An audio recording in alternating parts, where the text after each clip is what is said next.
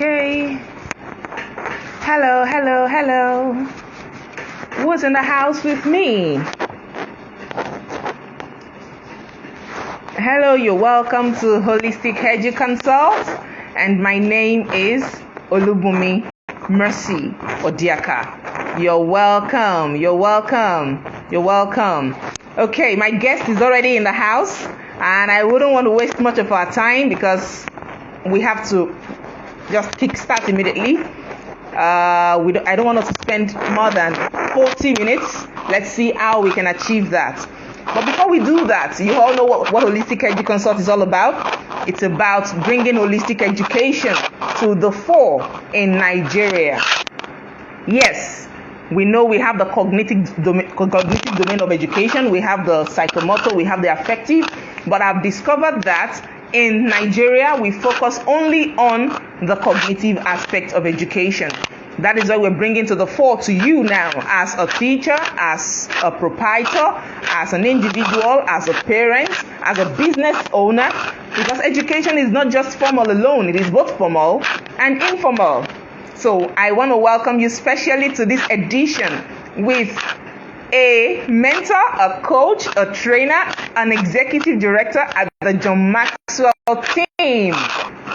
I know you know yourself that this is a session where you're going to pay hundreds of thousands of naira to be in, and it is being brought forth for you free of charge. The only thing you need to spend is your data and your time jotting down some things and learning as much as you can. Okay, I'm going to bring in our guest now, and we're diving into today's topic. Today's topic is your corporate and personal productivity. I know we all know what productivity is, but how do we increase our corporate and personal productivity? Okay, Coach is here with us. You're welcome, sir. Thank you very much, Bumi. Can you hear me? I need to doff my hat. Thank you so much for joining me today. Thank you. I know you've always had a busy schedule. I know that. We were supposed to have a session with you in November. Network didn't allow us, and since then, Coach will see the way I've been messaging him. When is it going to be? When is it going to be? But thank God that today we are here. And our topic today is a very sensitive topic, and one that we should take serious as an educator, as a proprietor, as a parent, as an individual who wants to be productive consistently, not just productive at a point and stop being productive, but being productive consistently, both personally and in the corporate world. Okay, my guest today, I have been announcing him for weeks now, so let me announce him to you again. Is a coach, a mentor, a trainer, is an executive director at the John Maxwell team, and he is a proprietor too. So know now that he's not just talking to you as a coach, he's talking to you as both a coach, a mentor, a trainer, and a proprietor. Okay, so welcome with me, Coach Odeyemi Olayiwole. You're welcome, sir. Thank you very much, Bumi, and well done with the amazing job that you're doing. We've all been blessed by what you're doing. Okay, I can see a dear friend, Abu. Abu, welcome. Good to have you here. This is a pleasant surprise to see my dear friend Abu connect. Well, point of correction, I am not an executive director yet with the John Maxwell team. Okay? Okay. Yes, I'm a certified member. I'm a member of the President's Advisory Council, but I'm not an executive director yet. Hopefully very soon I will join the executive director league. That means I'm prophesying now. Most likely you are. Well, thank you for having me here, and I'm excited to share a few of my thoughts on personal and corporate productivity, both from my failures and from my successes also. So I look forward to the conversation today. Thank you, sir. Yeah. Okay. Now, everyone, I hope you're ready. If you're ready, just type in the comment section, I am ready. I am ready. Let's tell Coach we are ready to hear from him the ways he has prepared for us to know that we can increase our corporate and personal productivity. If you're ready, type in the comment section, I am ready. I am ready. I am waiting for your comments. I am ready. Type in there, I am ready. I am ready. Okay. Who is ready with me? Okay, Sam Lash Cakes is ready. All right.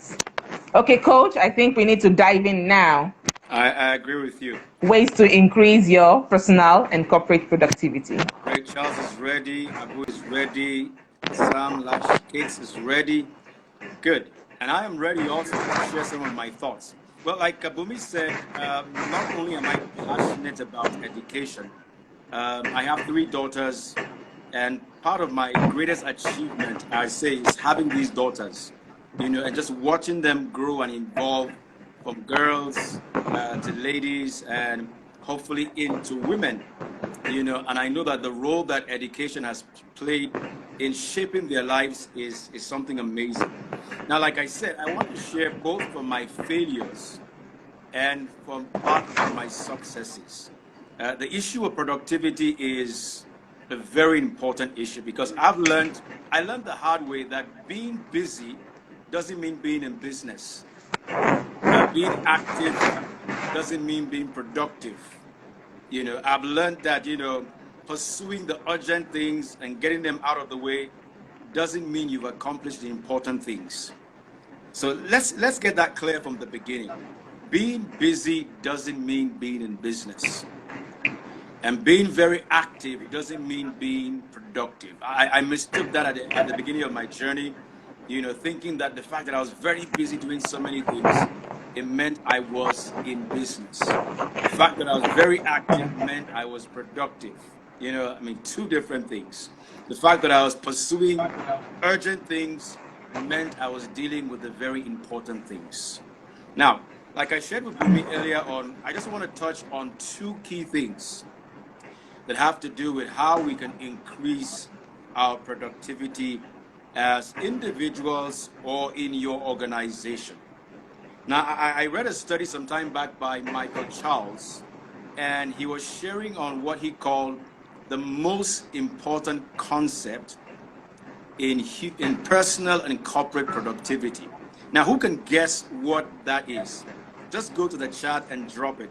What do you think is the most important concept in personal and corporate productivity? Let me wait for some answers in the chat there. What do you think is the most important concept? Okay, so I wait to see 1 or 2 answers. Okay, let's do this together. Okay, I like it to be hands-on, engaging. I like the audience to participate because I know that you're very enlightened people. So what do you think is the number 1 most important concept when it comes to personal or corporate productivity?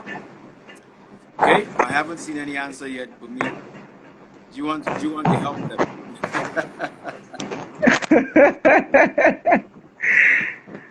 Okay, I can. Nifemi Odeyemi, I'm waiting for your answer. What's the most important concept in personal and corporate productivity? What you think. It doesn't mean it's going to be the same for everybody. Exactly. What you think is the most important concept for you in personal and corporate productivity. What's the most important? Okay, so is anybody going to try? Okay, Bumi, why don't you lead the way? Okay, the concept of results. That's what Charles said. Okay, great. Who else? One more person. Okay, yeah. But before we get to the results, there's something that leads to the results. I know that's what we're all looking out for because the productivity is. Can I give my own answer? Sure, go ahead, Bumi. What I think is the most important concept for my own personal productivity is growth. I believe when I learn, I put those things I learn to use, I grow. So I think that growth is my own result. That's what I think. Okay, great. Abu says trial. Now, all your answers are good answers and they're important answers. But as we dig deeper on this subject, the number 1 concept most important concept when it comes to productivity is clarity. To write the word clarity, that is the number one most important concept when it comes to personal or corporate productivity. You must be clear. Clarity. Now, there's a Russian proverb that says, if you chase two rabbits, you will catch none. And a lot of us, when we begin our journey, we're chasing so many things. Okay, and that is one of the reasons why people are not productive. They don't really have clarity on what they want to pursue. Now, so under the concept of clarity, there are three things I want us to take note of. Number one, purpose. I mean, why does your business exist? Why do you exist as a person? I mean, what is the purpose of that business? You need to be crystal clear as to why you exist as a person, your personal purpose, and your corporate purpose. I think a lot of people don't know. I mean, people like, for example, who run schools. If I ask you, for example, you're here, so why do you run that school? I mean, the answers will be different.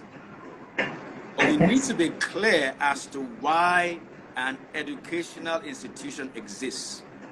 If we are not clear, we may find out that we are abusing the purpose for which we exist. And we can't be as productive as we should be. As we want to be. That's right. Now, the second thing is that we must have clarity on the people we're trying to serve and the people that need to work with us. Now, like I said, I'm sharing these things from personal failure. When I began my journey, doing what I do, I think at the beginning, I was distracted by so many things. And if I look back at the last couple of years, the results I've gotten are way beyond what I've gotten in the last almost 20 years, simply by applying this principle of productivity, being very clear as to why I exist and why my business exists. Until the why question is answered, you don't begin to get the results that you're looking for. Okay, the ROI comes from knowing why you exist. Okay, so number one is clarity of purpose. Number two is clarity of who we are trying to serve.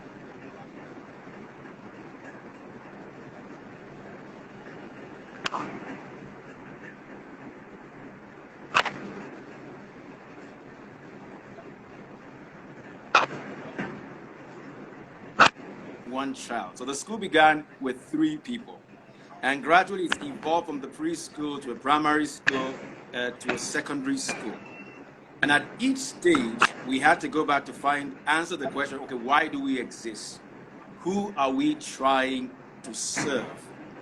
And also, who needs to be working with us to be able to achieve what our goals are? Very, very important. Now, the third question to answer in the clarity question is the problems that we're trying to solve and the problems that are before us. So you need to be crystal clear on what problem you are trying to solve, because no business is created or exists to solve all problems. Now, for example, in the educational sector, I know there was a time when my wife was doing her postgraduate in education. She did her teaching practice in a special education school. And so that school simply exists to solve problems with children who have special needs. Special needs, yes. And people bring their children from all over the country to that school. I mean, high-class people, because, I mean, they're crystal clear of why they exist. They're crystal clear of who they are trying to serve. They're crystal clear on the problem they are trying to solve. Because when you're clear about the problem, you also know where you need to build your competency in. So you're not wasting time investing to build skills in an area where you're not trying to solve problems. I mean, like one of my mentors, Chris Robinson, would say, we read for 2 reasons. We read for passion and we read to solve problems. So all my reading is channeled towards my passion and my problem solving. Now, if I'm not clear on what problems I exist to solve or the problems my business exists to solve, it becomes a problem on its own. Now, under the clarity on problem solving, you also need to be clear on what are the problems that are stopping you from achieving your goals. Okay, because some people are not clear on what is that mountain, that limitation that is before them, whether it's a limiting belief, maybe it's a problem of having the wrong kind of staff on board. You need to be able to identify what is the problem, the issue that is stopping us.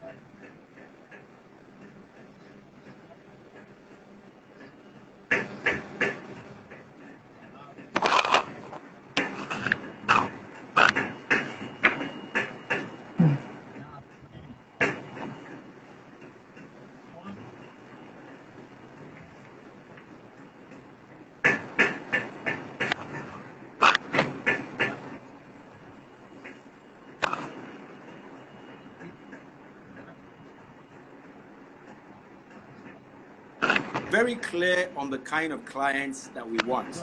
Okay, so 80% of our clients are corporate organizations. Okay, I focus on the corporate world. Yes, I do things with individuals here and there, but I am clear as to who I want to serve, the people I'm serving, and why we exist, and the problems that they face. Okay, and what is also actually stopping me from reaching such kind of clients. So you need to be clear. So the clarity question is so crucial. Now it sounds simple, but it's not easy. Yes. Yeah, one thing I've learned lately, that simple doesn't mean easy. Okay? I know. Yeah, because there are too many distractions out there. I mean, we could start crystal clear focus, and before we know it, we get distracted and we're going into many rabbit holes. So write in the chat one more time the word clarity in capital letters. So the question I have for you right now, are you clear as to why your business exists, why your organization exists? Are you clear? Because if you're not clear, you might be spending 80% of your time on what will not bring the results. Now, the to-do list you wrote today, out of those 10 things, assuming there are 10 things on that list, there are 2 things on that list that will help you achieve the remaining 8 on that list. Now, yes, sir. The truth is this. I've realized you can't have an effective to-do list until you are clear on purpose, people, and problems. The purpose of my business, my personal purpose, the people that I should be working with, the people I should be serving with my product or service, and the problems that they face, and the problems I am designed to solve. Now, it's based on that that we come up with a to-do list or not to-do list. You know, because one thing I'm realizing every day for me is this: my not to-do list is more important than my to-do list. Would you like to expatiate on that? I mean, I need to know what I'm not supposed to be doing, because once I have clarity, it helps me to eliminate so many things. It helps me to say no to the wrong things so I can say yes to the right things. Okay, now, my saying yes to be on your show today has made me to say no to so many other things I was meant to be doing. Now, but the reason why I say yes is because you are one of the people I want to be able to serve with my product and my service, and to serve your community over here. And that's why I said yes. True. Yeah, so clarity. You can't get the results without being clear on what they call in the business world the KPIs, the key performance indicators.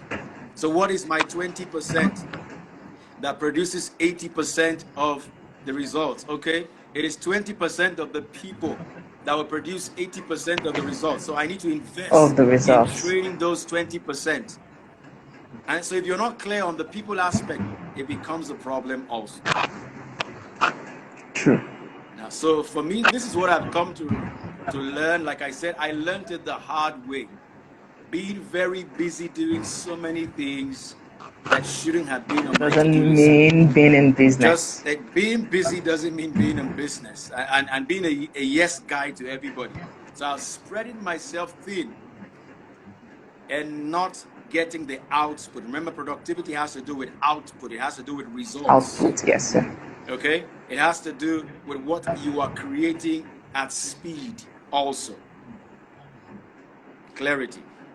Okay, now the second thing is something that is so dear to my heart, that my first book that is out, I mean not out for the public yet, is based on this second concept that is required for personal or corporate productivity. Okay, you want to guess what that is? Take a wild guess.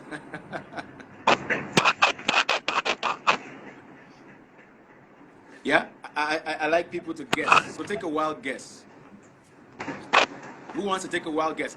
What is the second most important concept in personal or corporate productivity? Number one, we said, is clarity. Clarity. We must be clear on what our purpose is. Why do we exist? We must be clear on the people we should be working with in order to be able to serve the people we should serve.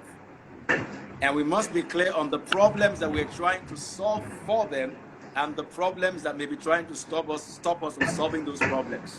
So there are two sides to the people and the problem question. Okay?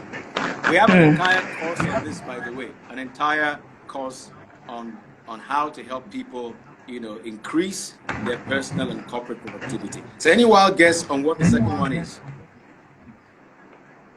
Maybe, Bumi, you should try. Lead the way. Be a leader. The leader goes the way and shows the way. You are a leader in this community. Okay, if I should take a wild guess, the first one says clarity. That is knowing my why. So the next one should tell me how. Okay. Great. I mean, that's a natural sequence. But I've come to realize that it's close to what I've shared already. But I call it care. So write the word C-A-R-E. Care. Care. And I'll explain what I mean by that, okay? I heard Bob Chapman share something some time back that really just began to get me to just study and research on this concept. And it's something that I'm so passionate about. So that's why... Someone is saying something. Okay. Strategy. Somebody says strategy. Great. Fantastic. Strategy is important. Okay. Yeah. So it's care.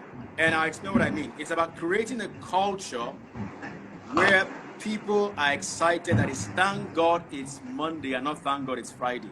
And I'll explain what that concept is. Okay. Because coming together is one thing. Being able to actually work together to get the output we're looking for is a different thing entirely. Now, so you have the purpose, you have the people, you know what the problems are, and they're there. But how do you get them to actually work together? Because there are three things that are key. Now, if people are not if it's not a thank God it's Monday culture where people are excited to come there on Monday morning, you're going to miss. There are three things, three concepts under care. One is excitement, energy, and engagement. Now, I call them the three E's of a productive culture. Now, so when people come to the office excited, they will produce results. When people come to the office with energy, they will produce results. When people come to the office and they're engaged in what they are doing, they will produce results. Now, but if people work in an environment where they don't feel cared for, they don't love the work they do, they don't love the people they do it with, they don't love the person they do it for, there can't be excitement, there can't be energy, and there can't be engagement. And the research is out there to show. You can Google it yourself. We don't have time to begin to give the stats right now. But I mean, 70% or more of people go to work not engaged in the work they are doing. Yes, sir. And so they're not producing the kind of results they have the capacity to produce if they were working in an environment where they're excited to go to. And because they're excited, they go there with the energy and there is engagement. I call it hands, head, and heart. Now, so when people are working in an environment where they love what they are doing, they love the people they are doing it with, they love the people they are doing it for, then results go over the roof because people are willing to go the extra mile at the end of the day. Now, I love what I do. I mean, so even when I'm not paid to do it, I mean, I do it because I love what I'm doing. I love the people I'm doing it for, and I live to die for this. Okay, so I do it with excitement. I do it with energy. I am hands-on. So the question I want to ask, and narrowing it back to the educational sector, I can say this from experience, that most of the people who work in the educational sector don't love what they do. Most of the teachers who work there are simply there for a paycheck at the end of the month. You see, and when it comes to teaching, whether you're teaching a child or an adult, let me share this story with you. 3 of my daughters came back from school one day and they were talking about an experience that took place in their class. Because we run a special kind of learning system here that is a bit unique, not the Nigerian system. And so they were sharing about a teacher that they had who was left the school. And they said even if that teacher should beat them for an offense they didn't commit, they will not be angry with her. Can you imagine? Why? And I knew why immediately because I know that teacher. And I was at her wedding. And I mean, my girls have gone to spend the holidays with her after she left working with us. She got married and relocated to a different city. And we even sent them there on holiday to go spend about 2 weeks or so with her. And I said, I know why. Because you know she loves you. And all of them shouted, yes. So that means she would not do anything to spite you. Exactly. Whatever it is she's going to do is going to be for your own good. That's right. So there is a love. So the love quotient of the teacher is very high. I mean, they know she loves what she does. They know she loves them. They know that everything she's doing for their interest, even if it's causing them pain at the moment. Now, so I'd like you to type in the chat: excitement, energy, engagement. It takes a leader with a high love quotient to be able to create a culture like that. So whether it's a for-profit or non-profit environment, where people come in excited, they're happy to be there, they're happy with what they're doing, they will come in with energy because excitement gives birth to energy. And they will be engaged in whatever task it is, that clear thing, that clear goal. Remember clarity? So Clarity. Their heart, their head, and their hands will be all over that goal, that mission of the organization. And so the ROI will be amazing. So it's not about how much you pay people. That leverage does not produce productivity again. I can tell you. You can pay people a high salary if they don't love what they are doing. Their hands, their heads, and their heart will not be in it. I mean, most likely if their hands are there and their head is there, their heart will not be there. And so they will not do it with the passion that brings the highest return on investment. Okay. So I like you just to look at your life right now. If what you are doing is not something you care about, you don't love it, you don't love the people you're doing it with, you don't love where you're doing it, and you don't love the people you're doing it for, you might produce results, but you will not be able to produce the highest return on investment.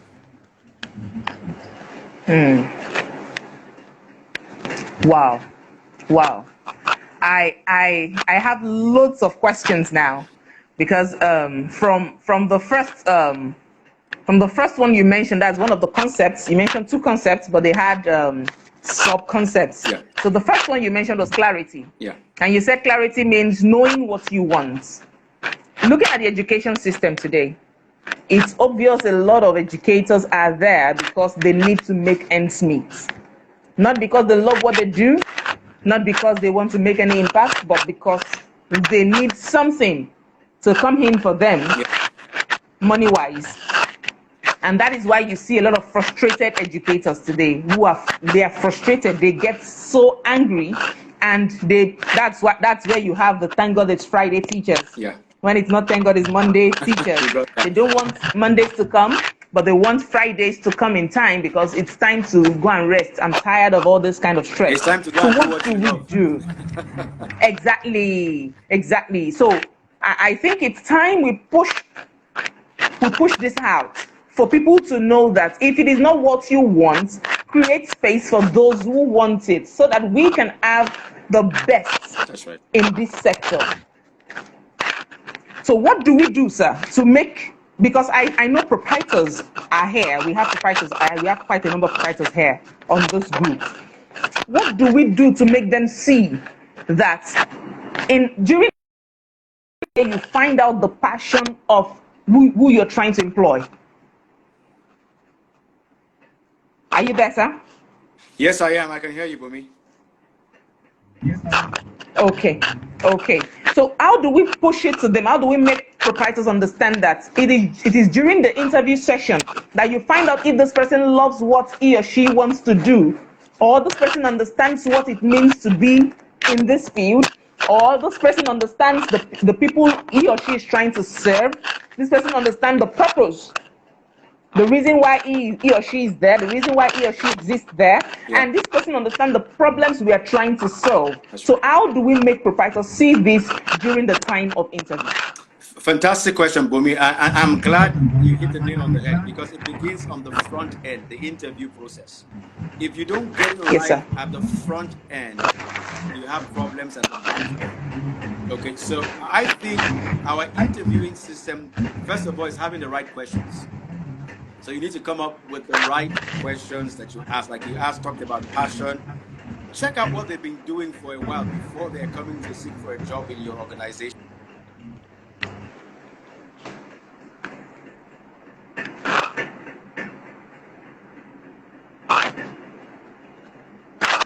Hello, coach, are you there? I think we lost you there.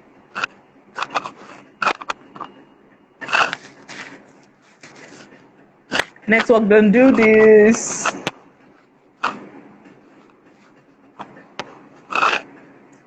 Coach, are you there?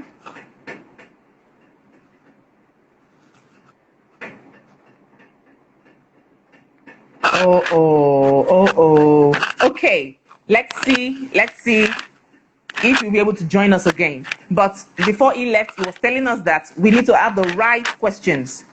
As proprietors, what are the questions you need to ask during the interview session? What are the things you need to know? You need to know why this person is coming for this job. The job that person has been doing before now. If the person has been a teacher before, what are the impacts he or she has been able to make where he or she is coming from? Because I do not know why we want to employ teachers who do not know anything about this and we say they learn on the job. Yes, people learn on the job, but not with the lives of others. Because the lives of those children is in our hands to mold. We are to mold the life of those children. Okay. You're back. Okay, let me send you a request. I'm sending you a request right away. I just sent you one. Just sent you a request now.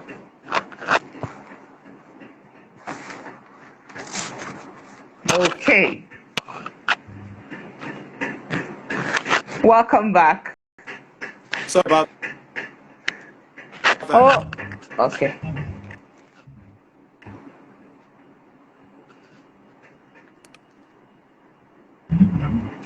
Yes, I can. Can you hear me? Yes, I can hear you. Okay. Yeah, I heard you say why people that don't love what they do. I mean, the truth is, everybody's a genius, you know that. Yes, Until you are operating in your love zone. In your field. Your genius doesn't come out. At all. And so I think we set people up when we give them jobs to operate in places where they really don't have a passion for. I know bills must be paid. I mean, some people were throwing stones at me right now saying, okay, people must pay bills and all of that. But not at the expense of our children. Not at the detriment of them. No. Exactly. So I think first of all, get it right from the interview. And I think we should go through a probation period. Before you employ, give them like a 1 or 2 week trial and see how they operate in the natural habitat of the class and watch them, and see, because some people may get it right and say all the right things in the interview because they're looking for the job. Some people can sweet talk you very well. Talk is cheap, like they say.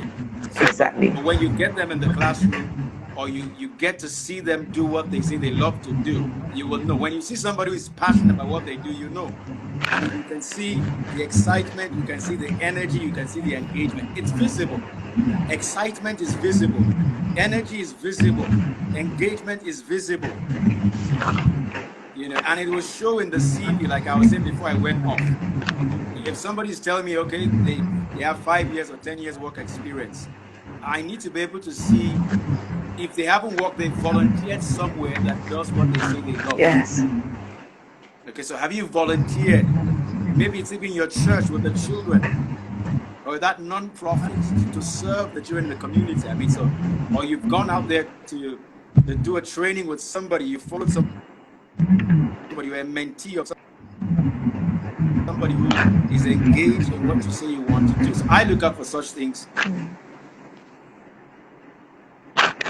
Okay, thank you, sir. Another question. You mentioned that the second most important concept is care.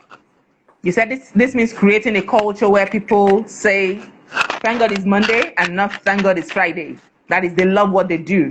And that is when you see excitement, you see energy, and you see engagement. The truth is, I know that when you're excited about a thing, you're energized. There's this energy, there's this aura you carry once you're excited about what you do. And that helps you to bring out the best in yourself. That is the engagement part. So you tagged it hands, head, and heart. So how do we make educators?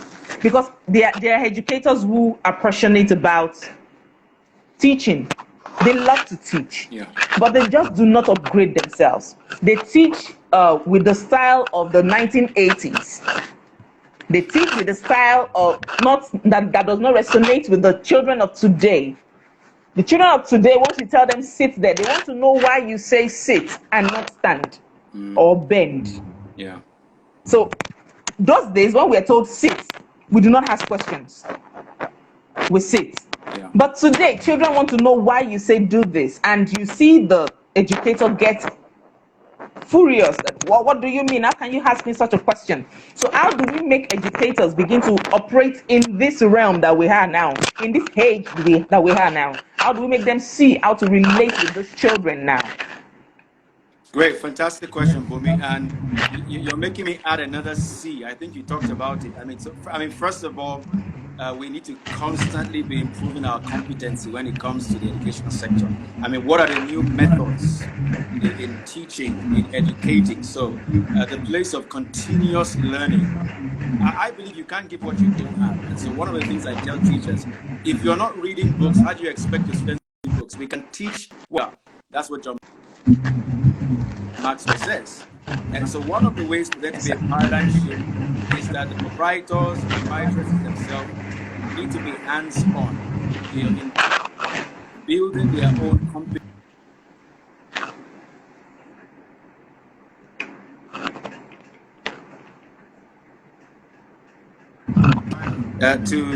To be around the children. My wife still goes to the class. She's there. Okay, she loves the children. And I learned something about teaching, and it's this. Whether it's an adult or a child, they first of all, before you connect with them, before you can communicate, we want to communicate with them. It's a step. Most teachers just want to jump to stage 3 to communicate without caring or connecting. And you can't do that from afar. You need to be there with them, hands-on. That's the engagement. So I've said 2 things now. Build your competencies on a continuous level, continuous learning. Just keep upgrading yourself, keep becoming the best version of yourself, finding out what are the latest things in the industry, and innovating, But secondly, show that you care by showing up in the class, by actually going there to show up and be there, and sit where they sit. Yes. Thank you, sir. Thank you so much. Just like one of the John Maxwell coaches will say, she said, people don't want to know how much you know until they know how much you care. So when you care for them, it's easier for you to communicate with them. I was in a particular school. I was trying to enroll my son, and I told the proprietor that I want him in nursery too, and he had to ask me why. I said, because I want him in nursery too. He said, but he's supposed to be in primary one. I said, no, he didn't go to school since last year. So I want him back in nursery too, so that he can spend this second term, third term in nursery too to refresh his memory. Then he can go back to primary one. She said, but madam, you are relegating. I said, no, that is not relegation. That is actually helping him to know better. It's not about the age now. He's just 5. Where am I rushing him to? So that is one of the things I see in the education system. We want to rush children. We want them to finish secondary school at the age of 13, 14. Yeah. Eventually, we begin to breed half-baked children, because this foundation is actually the most important. But even the proprietors themselves, most of them do not know that the foundation is where the work is. Once they are well built from the foundation, the primary section becomes easier and the secondary section becomes easier. So I don't know. You're a proprietor, sir. So is there an association that proprietors come together where they can be educated on all of these things? Oh yeah, they are different, but mind you, my wife is the one who is on top of that. I'm kind of focused on what I do. She's focused on what she does. I support her, and we support each other. But I know that there's NAPS, and there are other associations where they discuss things like this. They may not agree on everything because there are different curriculums that they use. But one thing is clear. I can tell you from experience, I had learning gaps that affected me. Some people don't know dyslexia, ADHD, two things that I have been affected by. And I know how it affected my learning process. I know the learning gaps and what it did to me. I want to challenge every parent and show that your child doesn't have learning gaps because you're trying to rush them. For me, it was because of a lot of movement. Okay, it wasn't because my parents were trying to rush me. But there was a lot of movement then with the dyslexia and the ADHD that also affected my growth educationally. But I'm glad I'm overcoming that every day. But let me just say this also. Many parents are in a hurry. I don't know about you. Are you aware that for those of us, I'm a person of faith. God created the world in 6 days. Yes, sir. And rested the 7th day. Why are parents in a hurry for their children to go to secondary school after primary 5? And they skip day 6. Exactly. So they may be mature mentally, but they may not be mature psychologically, emotionally, physically. And we don't tend to build these parts for them. We only build their cognitive parts. We only build their intellect. We don't build them emotionally and socially. We don't. Okay. Talking about, you said educators need to be hands-on. They need to constantly improve their competency using the new method. I've seen a school that up till today, they still use the chalkboard.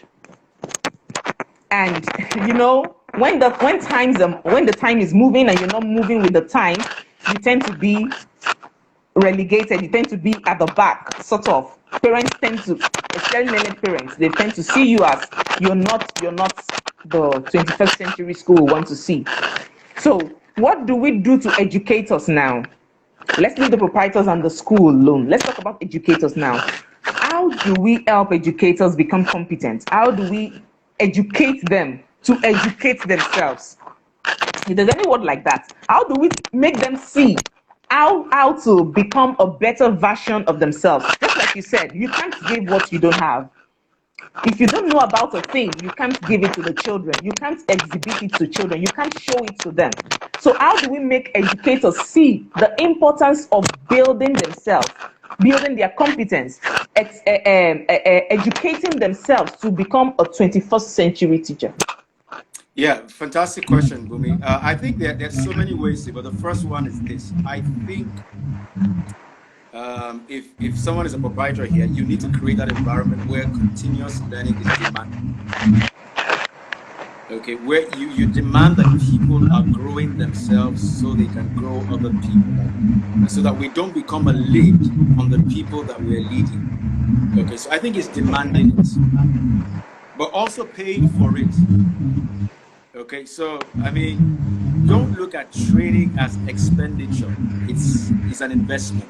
Unfortunately, most organizations if you look at where training is found, on the budget, on what side it falls, it will be under expenditure, on their balance sheet, whatever you would call it. They see training as expenditure, not an investment. So I think demand it, but also fund it. Fund it, yes.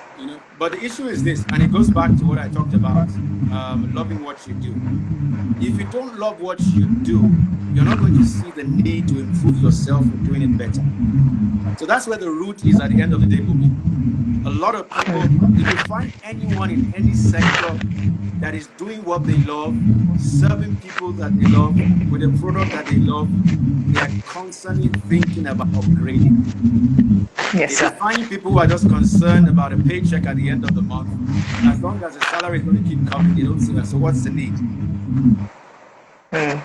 So it simply goes back to the issue of loving what you do. This key environment where my head, my heart, my hands are in what I'm doing. Therefore, I see the need to keep improving myself.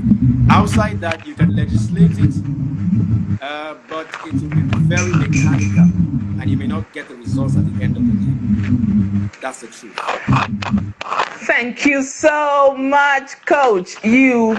In fact, you tutored me today, because there are so many things I had to learn too today. Yes, I learned a lot today, and I am grateful that you honored this invitation.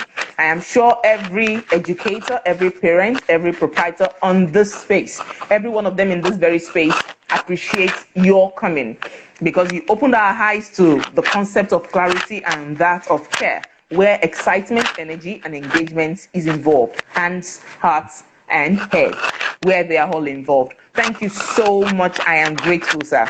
I appreciate your coming, and I hope to have you here again very, very soon, because when we see a well of knowledge, we want to draw from it very well, so that we can learn and learn and learn and put them to use so that we can grow. Thank you so much for being here, sir. God bless you. We appreciate your coming. Thank you for having me, Bumi. I appreciate it too. God bless. All right, sir. Thank you. Okay, everyone here, thank you for joining us today. I think we took much more of our time today. It's supposed to be 40 minutes, but I think it's over 50 minutes now. That's because we were enjoying what Coach was saying. Just know that I tell you every time that it is not just about learning. It is also about putting what you have learned to use. That is the only way you can see the results. If you learn and you don't put them to use, that means nothing has actually taken place. The learning has become a waste. So whatever it is you learn here, put to use. That is when growth comes. So I am changing what I say today now, that learning brings growth. I'm telling you, no, that learning being put to use is what brings growth. And here at Holistic Edu-Consult, we are here to take you to the apex of education, where you see the cognitive, you see the affective, and you see the psychomotor aspect of education come to play in Nigerian schools. All right. I'm saying bye-bye here. My name is Olubumi Mercy Odiaka, and this is Holistic Edu-Consult. Coach, thank you, sir. Thank you. All right, bye-bye. Thank you, sir. Bye-bye, everybody. See you another time when we have information for you as regards education. Bye for now.